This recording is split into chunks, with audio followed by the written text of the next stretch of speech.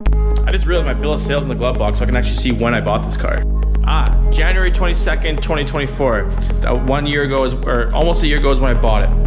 Okay, so it has been almost a year. It's getting around to be a year since I've had my FK8 Type R. We're gonna do a little cool, what I like about it, what I don't like about it, and then we're gonna go on things I do like about the car itself and things I don't like about my car specifically. But first we gotta wash this thing because it is a disgusting mess right now. So I'm gonna quickly go do some errands, wash the car, and then we're gonna, hopefully if it gets nicer outside, we'll maybe do it outside or something else because I don't really want to do it in the garage, but we might be forced to. Alright, just got home from doing some errands, stuff like that, while we wait for the car to dry off and the garage to warm up. We're gonna go into a little deep dive of how and why I got a Type R. So basically how we got to this section where I wanted one so bad. Back in 2012, I'm gonna be including clips of like some stuff we filmed back in like, must have been like 2014, around there. I ended up buying, I just got my license a few years before and I was just driving around at the time, was a Mark III Volkswagen Golf CL, and any American watching a CL, it's like the base model. As in there's not even a tachometer, it's a standard vehicle, no tachometer, and I got it gifted to me from my grandparents from back in the day, and I was just driving it because I was broke as hell. But fast forward to 2011, that's when I was shopping for a new car and everything like that, and everything was going good except for the fact when I went to go buy an S2000, I had the most dog shit credit at the time. So after busting my ass and getting everything paid off and everything that I had loaned to collections, and the bank actually screwed me on that loan that's another story. I ended up checking out, I went to the Honda dealership, my local Honda dealership actually I was gonna go look at a 2012 Honda Fit in that cool green, which I'll insert here. I went looking for one of those basically, and then when I went to the dealer, I just randomly came across the 2012 Civic Si Honda Factory Performance Edition, and the only difference with that one is it just has like a cool body kit, different wheels, and like little options like seats or floor mats and stuff like that. And in the end, drove it, loved it, and then ended up buying it. We had lots of fun with that car. I had different sets of wheels, we filmed lots, kind of social media at the time was just starting to become a thing at the time. Like Instagram I think launched in like 2010, and then this is like 2012 and 2013. We were filming stuff. I'm not sure what even what for. It's my buddy Scott who runs Jiggy Pop's company. Like we were kind of out in the streets filming clips, kind of doing stuff different than everyone else was at the time, at least in our area, which then led to eventually me getting my Evo in 2015. But long before I even bought my Evo, I was actually one of the first people in Alberta to have a a deposit on a brand new Type R, which at the time North America hasn't seen a Type R since I believe it was the 2000 Acura Integra Type R that was around then. So once threw a deposit down and everything, I was told it would be this model because that's the vehicle that was going around, that was gonna be the new Type R coming to North America. And as soon as I saw it, I was sold. I went to the sales manager, I told him what I wanted, I was gonna trade the car in as soon as it became available. And they required me to throw another $1,000 deposit and everything as well. And then that was it. I was just waiting for it to come out. And then some time goes by, and then I see there's some blogs posting out some things from the Detroit Auto Show, I believe it was, about what the Type R was. And then hopefully I can find it when I go to edit this video. I'm gonna post it here what it looked like. And then when the actual FK8 did come to North America and was shown to the public and the press release and everything, to be brutally honest, I did not like it. I think the main reason why I didn't like it because I was so set on getting the Type R that Europe got that I just was kind of over the whole situation in general. So I kind of, at that point, I remember as soon as I saw it, I went to my Honda dealer, pulled my deposit, said the deal's off, I don't want to do it anymore, and I went literally across the street to go get a 2015 Evo GSR. And then as time went on, the FK8 actually it was really growing on me. I think also because people were starting to modify them and everything. I started seeing them a lot around my city. And the main thing is that I think I just saw the potential that could happen with them, which then I was like, okay, cool, I want to get one. But then guess what? COVID hit. We all saw what happened with COVID. Every vehicle price with the chip shortage and everything, any used vehicle, the prices skyrocketed. I remember seeing FK8s for upwards of $60,000, which was nuts when the MSRP on them was like 42 grand, I believe it was. With the price of the market on the FK8 just being so wild, I couldn't justify it for the longest time because I was also in the process of the long, steady process of buying my parents' house, which when you're dealing with an estate with a passed away family member, it could be dragged out. So I had to basically wait 2 or 3 more years for that to kind of pass and finalize just before I even went through with a Type R. Which any mortgage broker 1 year in the process of buying a house will tell you not to take anything out just because creditors and mortgage brokers don't like it when you just purchase a brand new car. But fast forward to 2020, near the end of 2023, I was actively, I was in my house, I was settled, I was actively looking for a Type R every day. At that point, the FL5 was just announced, I believe, around that time, or maybe it was announced a little bit before. And at first, I wasn't really sold on it, to be honest. I didn't like it. It wasn't as aggressive or hot boy as the FK8 is, with the sharp angles and the hatchback even too. At first glance, FL5 I was like, no, I'm going for an FK8. Should be an easy layup. Just like the FK8, yeah, it slowly started to grow on me, just how clean it is, and it is the adult Type R basically. So yeah, I was actually looking to buy one of those, but every single one of my dealers and around Alberta wanted upwards of $80,000 for a car that the MSRP on it's $53,000. I even tried going through my dealer that I bought my last Honda from to see if they could cut me a deal. I even was willing to let them add on a couple stupid add-ons that I didn't want, but I was just to get a deal done, but they just refused to. They said they couldn't afford to take anything less than 80 grand, which we all know is an absolute fucking joke. So then January of 2024, last year, I was actively looking. I went and test drove probably 6 or 7 different ones. I went to one dealer who had 6, but there was every single one of them has a claim on it or has something stupid going on with it. So those were just kind of red flags, and I stayed away. And lo and behold, just scrolling on Marketplace, I actually found this one. It was at some dealer I've never heard of. That's not even really a dealer. It's ran out of a weird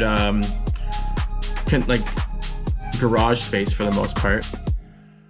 I remember not wanting to go look because I was I don't want to, I'm not going to try to get one of these, because the whole thing was too, I wasn't trying to buy another vehicle before I went to Disneyland, because I didn't want to just have that financial burden on me waiting for me to get back or before I left. But against my better judgment, I went anyways, took a look at it, drove it at night. It was really nice. I drove it, loved it, absolutely loved it. They claim it was a local car. It's been in Alberta its entire life. But when I bought it, it had a Tempe, Arizona Honda oil change sticker. But they did say the guy who had it drove it around all over the place. So I haven't even looked into the Carfax or CarProof just to look, because I almost at this point don't even care or even want to know, because it'll just ruin the car for me. Yeah, pulled the trigger, bought it, and then picked it up on a random Saturday, and then I've been in love with this car ever since. But enough of me talking. Let's go look at the vehicle, and then I'm gonna give you the things I like about it, love about it, the things I don't like about it, about my car specifically, and about the chassis in general. And then maybe we'll get into what the future plans are and what I'd like to do in this season and then in the near future. Okay, so here's the car sitting on Advent TC4s, which have gotten absolutely dinged up and everything just from the roads and everything. But I'm gonna start with the things I don't like about it, and then we'll go from there. First, these things I'm gonna go through are just chassis related. They're not this specific car. They're just things that are common with all these cars for some reason, because Honda dropped the ball on it.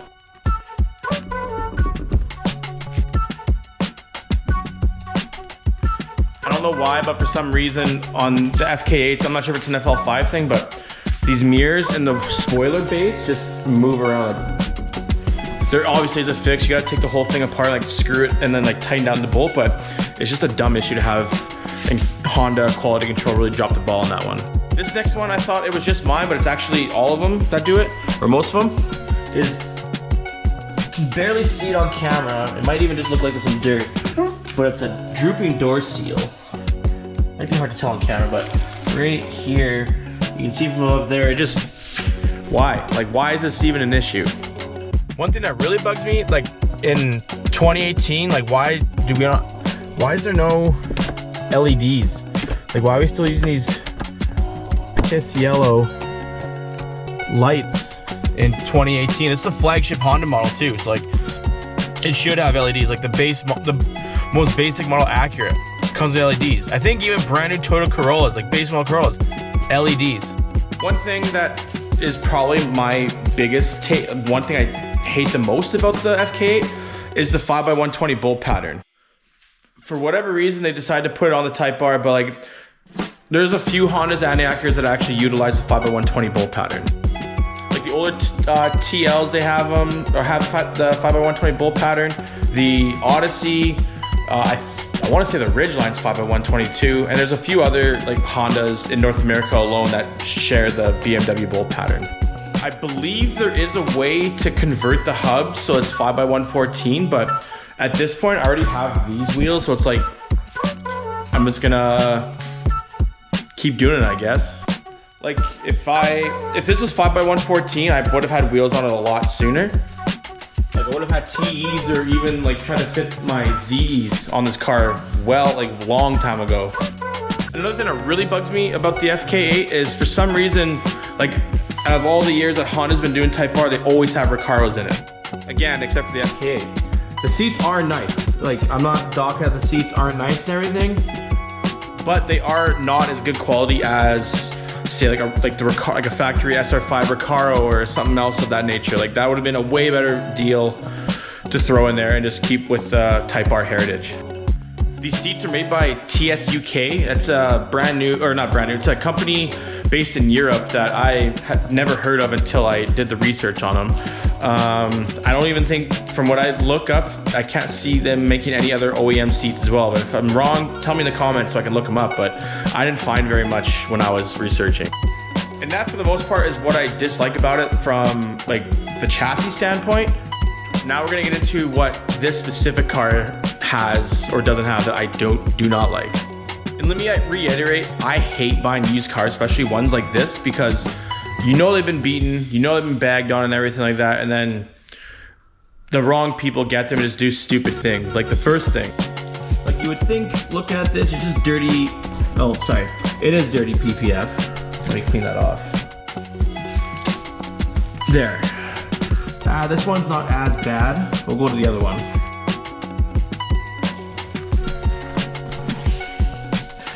Now it's kind of hard to see. I'm gonna try putting on my other light for it. Like you would think that's just dirty PPF, right? Wrong. The previous owner must have saw that this was getting chipped up and everything. So then instead of like doing the proper thing, like this just pops off. There's nothing really hard to take it off. So like it would have been a pretty simple job. But what they did was just throw some PPF over top of it, and then when I was told when I was buying it, it was all PPF in the impacted area. So I wasn't sure if it was like the dealer that I bought it from that put it on, which I have a good feeling it was them, or if the old owner just like decided to do it after the fact. But it doesn't make any sense to me, at least to someone who knows better. Another thing about the PPF, for some reason, they like patched it. Why? I don't know. Like there must, like maybe they did a crappy job and there's air bubble and they just decided to cut it out. I don't know. Like chances are there's cut marks on my paint now in the hood. But if it works out, I got a plan to fix all that anyways. Oh, also one more thing about the car. This is probably the last thing about like the car specific. When you get into the car or any other car, the tilt on most of them is usually like, tilt on most is like you would think like right at the bottom, But no, the tilt on this thing is way down here. So when you get in the car and you want to lower the wheel down, instead of it just being like right underneath the wheel, you got to reach all the way, pull it, and then pull it back down. It's just a pain in the ass. Where my Evo here, it's literally just like right on the behind the steering wheel, drops it, just makes it so much simpler. But I got to fix for that too later on. And like I said before, I'm 99% sure this car is from the States because when I got it, there was an oil change sticker from somewhere in Arizona. There's also a couple other things, but I won't really get too much into it just because I don't want to dig too far into that. I don't want to ruin the car for me. The big thing is the car came on these rep wheels, which they're fine. They're super speeds, like they're not the absolute worst quality, but they're just not my vibe whatsoever. The car did come with another pair of super speeds. I'll post them what those other ones were, but it was a pair. So I'm assuming the old owner just had like either some racing tires on it, because if you remember from one of my other videos, this car had tons of like Track Junkie stickers and like other stickers. So this car obviously has been tracked and raced before, which no big deal. And you would think, usually like if I had the rep wheels, I just would have, for the most part, okay, screw it, take them off, put the OEM 20s on and just dealt with it. Except the car only came with 3. So I'm assuming the previous owner smoked something or smoked a curb and messed up the 4th wheel. So I only had 3, so that's why I didn't run them for the longest time. Even though OEM Type R wheels are a dime a dozen on the internet, which I should just get another set anyways for the sake of having it, just in case I don't have to run these wheels again if they stick around for a lot longer. And another thing,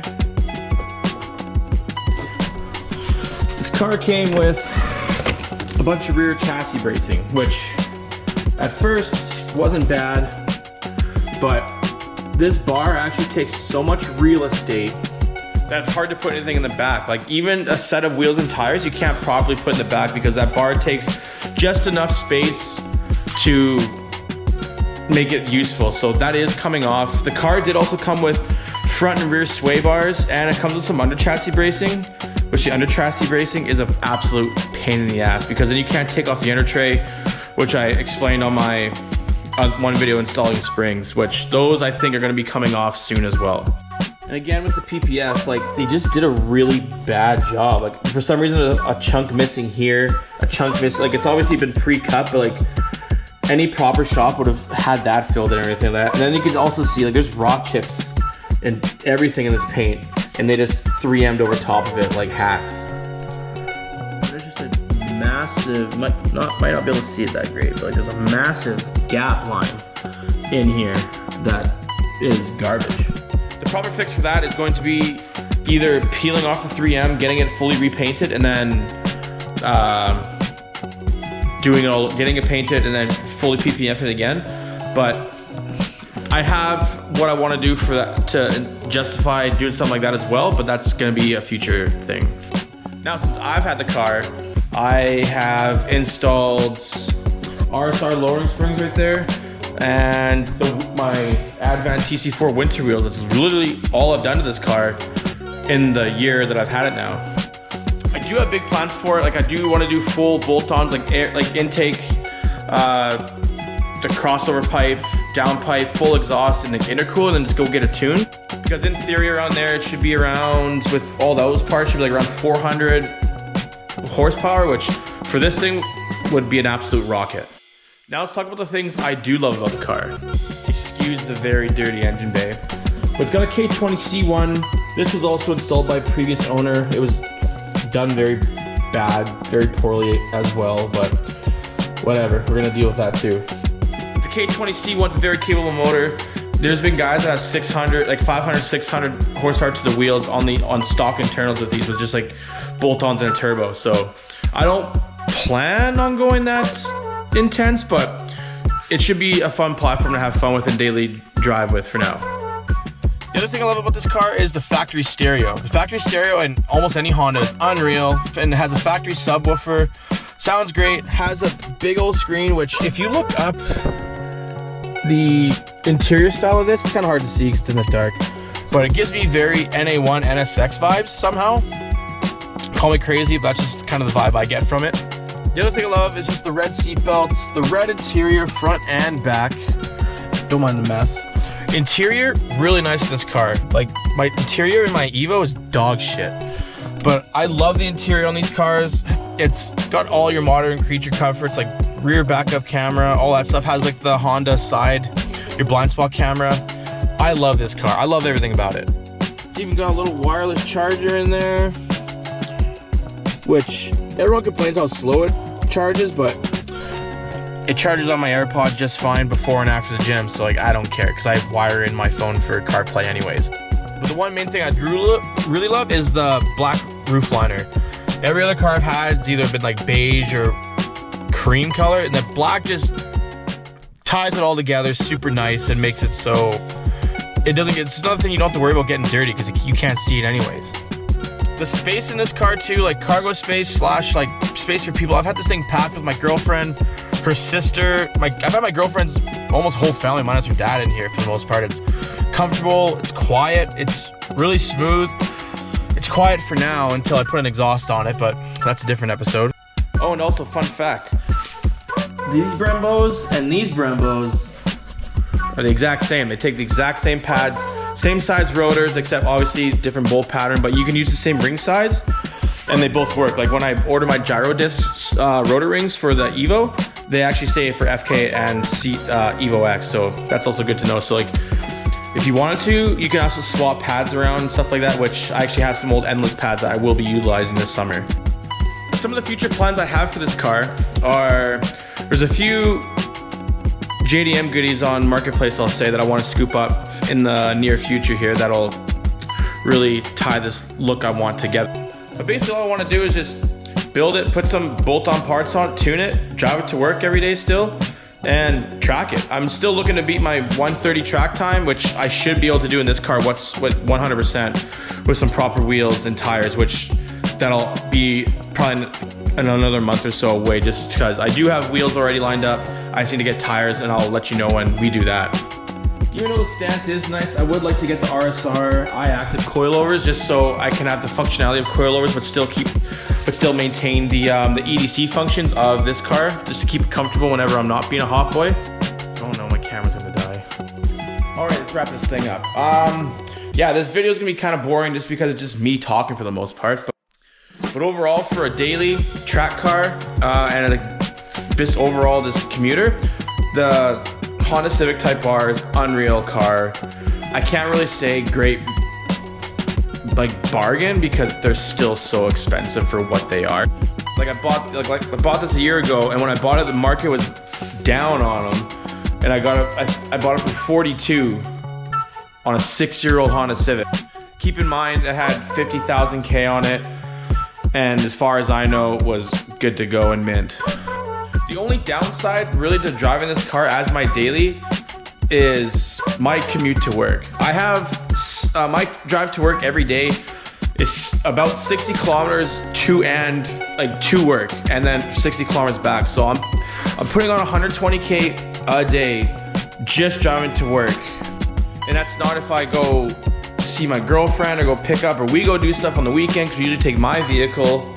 So like in less than a year, in almost basically 1 year, I've put just shy of 55,000 K, as I'm just about to hit roll over 100K, as I'm at like 99,100 kilometers.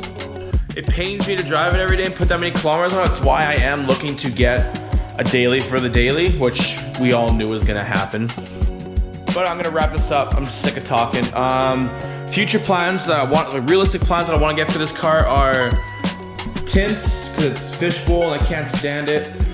Full bolt-ons, which will include intake, turbo inlet pipe, downpipe, maybe a new turbo if I can source one. It'll get Honda, it'll have new intercooler, exhaust, catback, the works basically, and a proper tune by an e-tune by someone online. I'm not sure who yet. If you have a good recommendation, comment below. And I really want to replace the driver's seat with either a red Brid seat or even get a pair of matching Seeker Brid seats, because the overall red and black vibes pretty sick on them. But we'll see what we can pull off this year. Oh, and I'd like to get a Jay's Racing grill too, because they look sick for this platform. But that's enough for this. Like I said in my last video, which my Odyssey review video did unreal. It's my best performing video. It has almost 1,000 views. I'll post it in the link right here basically. But as always, like, subscribe. I'm trying to get monetized this year so we can do some more cool stuff like road trips and stuff like that and everything else. And then my next episode, I'm hoping, is all interior upgrade stuff. And then maybe we might be doing some more stuff to the garage space, like bringing this shelving unit over here and adding another one, and then maybe making a workbench or something over there. We'll see. But thanks for listening to me ramble, and tell me what you think of this in the comments.